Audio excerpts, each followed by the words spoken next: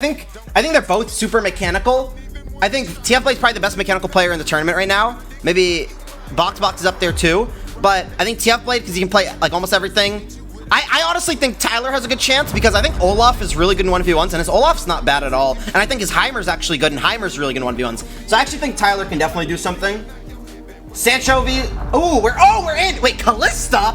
What the fuck? I mean, what the frick? Sorry, Doritos. Sorry, Twitch Rivals. TF Blade Boxbox. Boxbox Lux in the Riven as the signature Riven. And TF Blade goes for some crazy pick. He goes for the Callista. What? I'm a little excited for that. Maybe I should move my camera a little bit so I don't cover TF Blade's health bar over there. I'm gonna move it here. Doritos team and Twitch Rivals, let me know if you guys want me to move it back up. But for now, I'm gonna keep it here so you guys see everything on the screen. Okay, so we got Barrier and Ignite versus Flash and Snowball. So Boxbox is going a little flashy here, I'm not gonna lie. TF Blade going for straight damage output with the Ignite and then the Barrier to help himself. Looking at the builds, I like their builds a lot. In case you guys don't know what item that is, that's Guardian's Hammer. It's the Howling Abyss equivalent of Dorn's Blade, but instead of 450 gold, it costs 950 gold. But it gives you like 10% lifesteal, like 150 health, like 10 AD, I believe. So it gives you really good stats. So let's get into this. And let's see what's going on. So TF Blade's abusing his range advantage, as you know you'd expect in this type of matchup. Hits the Q, but Boxbox ease it. But he does get the bone plating proc, so that is good. Yeah, maybe TF Blade might be going for 100 CS. Like in this matchup, from what I can see, or from what you guys should know about this, is okay. Boxbox hits the snowball and goes in, gets a really good trade onto TF Blade, and then walks it out. Okay, TF Blade actually managed to get a lot of damage back out, which is good for him. On the plus side for both these players, as you guys know from their items, they have the Guardian's Hammer, they have a lot of lifesteal, so taking trades like that shouldn't be too much of a problem. I think TF Blade walked in and into the heal and then walked out of it right before it hit, so I don't think he got healed there. But the heal would have been minuscule because the healing on the Howling Abyss map is percent missing health, I believe. So the more health you're missing, the more it actually heals you. So TF Blade was nearly full, it wouldn't have really mattered, really. And if he got the heal, then that's probably why I didn't notice, because he was already nearly full. But yeah, this is the first game, this is the first series. TF Blade's up 16 CS to 0. He's up a lot of CS. He may be going for the win through CS. We'll see how he decides to play this. TF Blade on an ADC though. This is not what you usually expect out of TF Blade. But I like it. He's bringing in interesting picks off the bat. Yeah. So they both have plenty of sustain. I don't think Boxbox should be too worried, because if he's playing Riven here into Callista, I think he definitely has solo kill potential over TF Blade. This isn't to TF Blade. Okay, Boxbox just flashes in, misses the stun. Now gets the knockabout to TF Blade. TF Blade doesn't have barrier and he's just dead.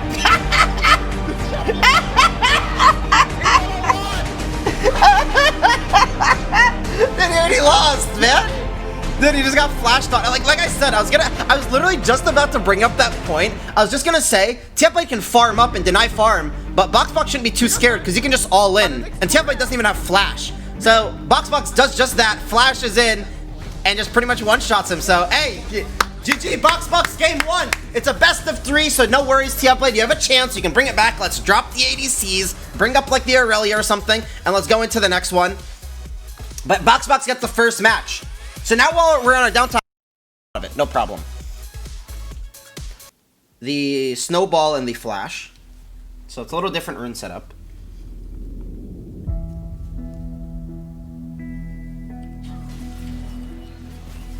Okay, so TF Blade looking for that early cheese, gets a little damage off, but ultimately doesn't matter, they're just gonna regen it back.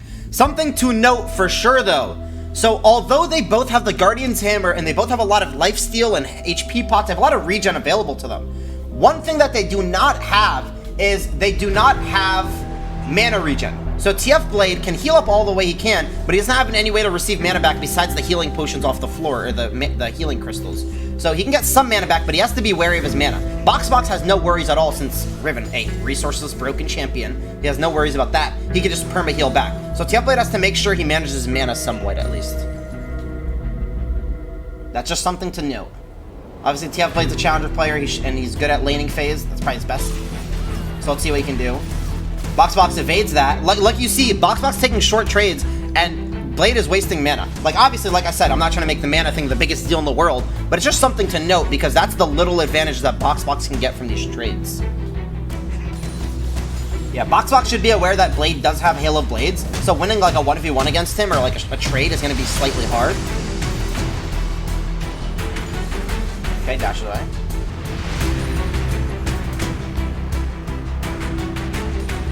The wave is just going to push into him. He's not worried. He's just probably going to farm up under tower. I really want to see which 1v1s end up in tower kills or first blood. It really, I think a lot of time will depend on the champions they play. Like, I think with these champions, they're both fighting champions, like all in. You're not really worried or scared of the other too much. You just want to fight an all in once you have an opportunity. So I don't think these ones will end up in 100 CS or first tower, but then again, you never really know. Good trade from Blade, dodges the stun as well. So if you look at the CS, they're about even, but Boxbox has a little more CS to catch, so Boxbox would be up like 1 CS in this scenario. But looks like he's just going back to the health crystal over there. In the base. I don't even know where he's getting that +5 gold for. It's because when minions die on Howling Abyss, actually, even if you don't last, if you last hit it, you get the gold, and if you don't last hit it, you get 3 gold. You get 5 extra gold for every minion that dies that you don't last hit. Money doesn't matter because you cannot recall the Howling Abyss map, so ultimately whatever you have, and money doesn't really matter because it's just a little information. How did game 1 end? TF Blade got ran down by Boxbox and murdered, pretty much.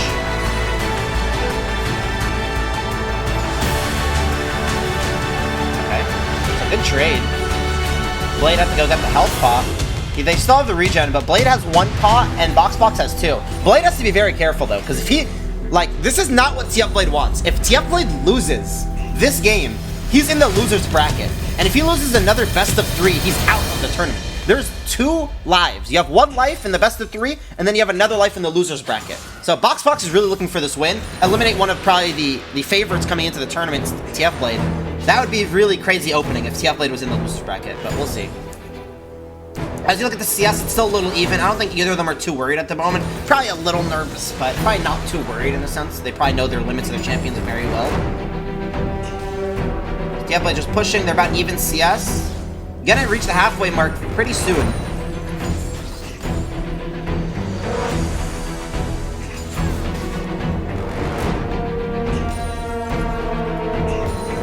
Okay.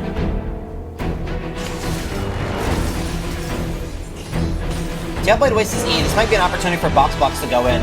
Because when you're playing against Jax, that's one of the things to note, is that the E cooldown is his longest ability cooldown. TF Blade's missing quite a bit of CS.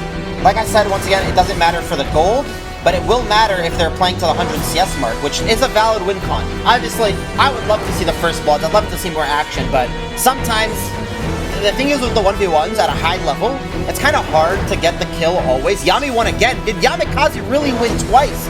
Can we pull up the replay of the Yamikaze kills on the screen, potentially, to Twitch Rivals broadcast? Put it like a little 75-25, get the Yamikaze stuff going on so we can see what happened there. But apparently Voyboy already lost, and Voyboy's going to be dropping down to the loser's bracket already. Wow. So, okay. So Boxbox ultis and okay, Boxbox goes back in. Looks like he has his flash. They both have flashes, so they're not too worried. Boxbox, is he committing to this? Nope, he just gets the ult blade and actually hits it there, so good damage coming out of Boxbox. They both have summoner spells available to them. Snowball's coming up very soon. You look at the CS, this actually, I would say, is more in favor of TF Blade. Because Riven relies on her ulti a lot more than Jax does in terms of the pure 1v1 damage output. But Jax has a lot more minions here to lifesteal and heal off of. So Jax is going to have more not more XP, he's going to have more health coming out of the lifesteal coming soon. And then also he has more CS. I think they'll both be around near full HP after they both lifesteal back up after like another wave, because I don't think they'll be looking to trade until then, unless the TF Blade looks to abuse the fact that Boxbox has no ulti, but beware of the CS. He's almost at 60 CS, at 59. Boxbox is going to have 6 minions to farm up, so it's going to be 59 to 56 if he gets them exactly, and we'll see whoever hits 100 first if they go for that.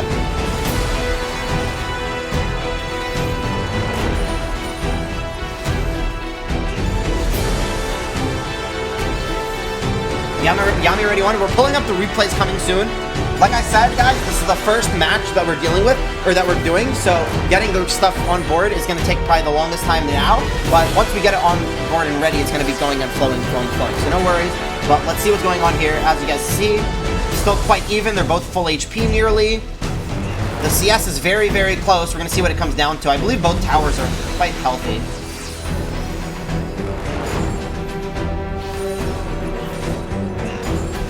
$70 to 61 currently. So now the wave is going to push back to TF Blade. This is why he walks here. TF Blade wants this wave to push back. He's not afraid of the CS, and he wants to probably hold the wave near his tower, at least, just so the wave is a little more safe for him, because he has more all-in potential. You don't want to fight a Riven or near her tower, and you don't want to fight a Jax near his tower, because they can just walk it out. They're tanky enough to not get fully one-shot off the bat, and they can just walk it out. So TF Blade's probably going to just auto the minions and hold them right here near his tower, and maybe look for an all-in here. This might be his opportunity. He has no Conquer, and he knows that, though, so he's going to have the Conquer disadvantage unless he has Halo Blade's procs up. Yeah, if TF Blade, if I were him, I'll be honest, it probably makes more sense to just play for farm, considering you lost the first game. If you lose this one, you're a loser's bracket, and you do not want to start off in loser's bracket. It's understandable to drop to loser's bracket. It's going to happen to almost all the participants, because that's how you come back into the tournament, but you do not want to be in the loser bracket off of the bat, because that's going to just put you in a bad situation for the rest of the tournament. But it looks like this one might be going towards the farm. Boxbox knows that it might be going to the farm, so this is going to be on Boxbox to pull the trigger. Boxbox has to force a fight, whether it's favorable or not, because he knows he's on the back foot here being down CS. Unless he can somehow deny TF Blade's CS, he's going to be in a really bad position here. Luckily, it is a cannon minion on the side of TF Blade, so the wave is going to slow push back. Looks like TF Blade's looking for a trade here. Gets a little bit of a trade. It's not too much of a problem.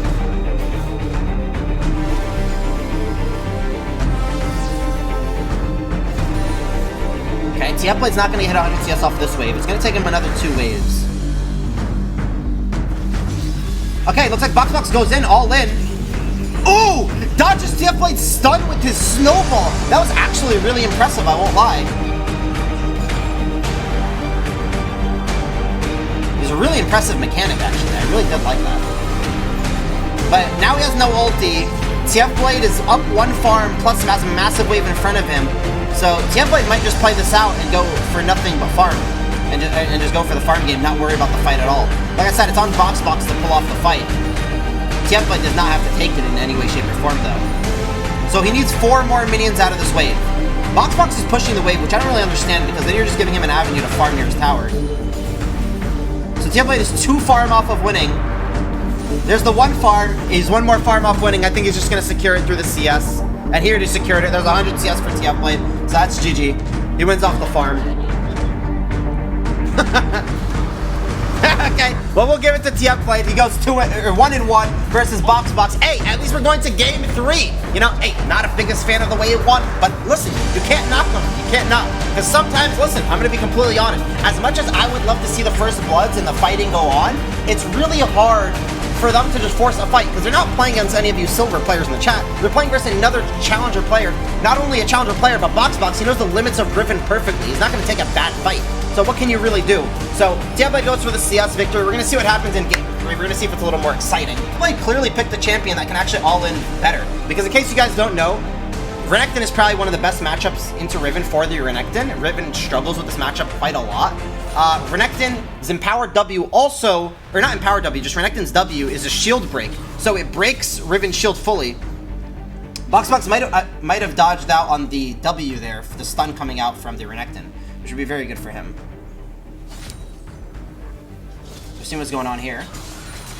Just Qs, wastes his Fury stacks, but he has overheal, so he's going to heal up to overfull. He has pressed the attack. So TF Blade's going for straight lane domination here, from what you can see. He's pressed the attack. He started off with Longsword and Caulfield and Ignite. He's going for straight kill potential in this one.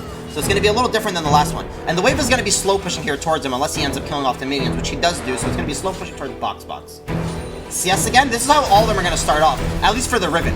The Riven will not want to fight until minimum level 6, until she has items. Oh, it looks like he goes in here. I think this is a favorable trade for Boxbox.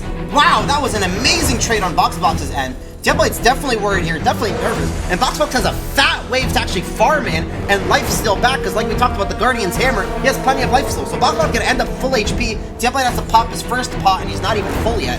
He might have to pull the second one off. Pop the second. This is the third match. It is 1-1. Winner of this continues and lives on. The loser also lives on, but he lives on in the loser's bracket stage, so he's going to have to come back through there. So this is going to be very important. CS is currently tied. Boxbox is in a much favorable position at the moment, though. So guys, there's a poll on the screen with the extension if you want to check it out. Who is winning this game? If you guys got Boxbox or TF Blade? Honestly, off of the matchup alone, I want to go TF Blade, but Boxbox is really impressing me, so I'm going Boxbox for this third match. I think Boxbox has this. He's been playing pretty well mechanically the whole time. He lost to CS, all his trades have been pretty favorable and pretty smart, but I think Boxbox might have this. Oh, looks like Boxbox goes in, wastes the shield. TF Blade's gonna want to take this fight 100%. TF Blade pops the Ignite, they both pop ultis. Boxbox, I'm surprised TF Blade didn't commit longer than that, to be honest with you. He looks like he took a short trade and got out. Maybe a little scared, but ultimately it's still more favorable for TF Blade. I think TF Blade's gonna have more kill pressure without the ultis on the board. The only problem is him missing the Ignite.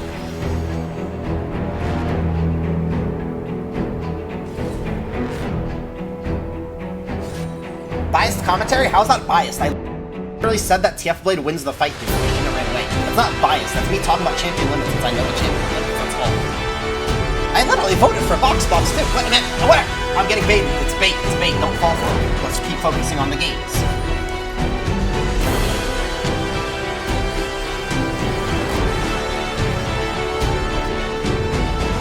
So, Boxbox doesn't want to fight here at all. There's a wave pushing into his tower. You don't want to take a bad trade. Renekton can dash on you, hit the stun, auto attack Q. You're 1 HP, you're about to die. Luckily, there's no jungler, so there's nothing to worry about there. But Renekton can also dive you under tower. So Boxbox has to make sure that he's at minimum always a flow over 50% HP.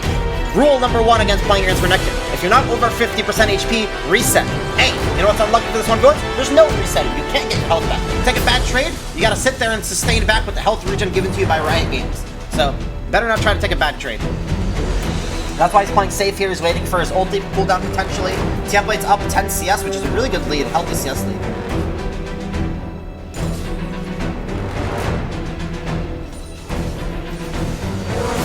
Okay. They both heal up. They're almost nearly full health both.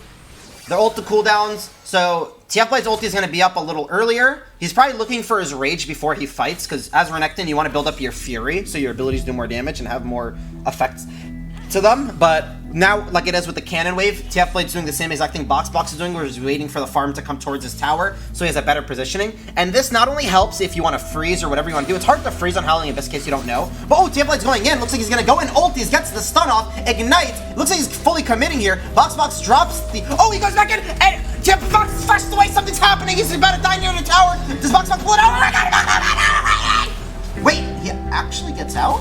No way. How did he get out? Oh, never mind. TF Blade dashes in, he gets the stun, and gets the win! 2-1 for TF Blade. He moves on in the winner's bracket. Boxbox, I'm sorry, buddy. You're in the loser's bracket. You're gonna have to make your way back up. He can still make it back up, but TF Blade takes the win there. Wow. That was crazy.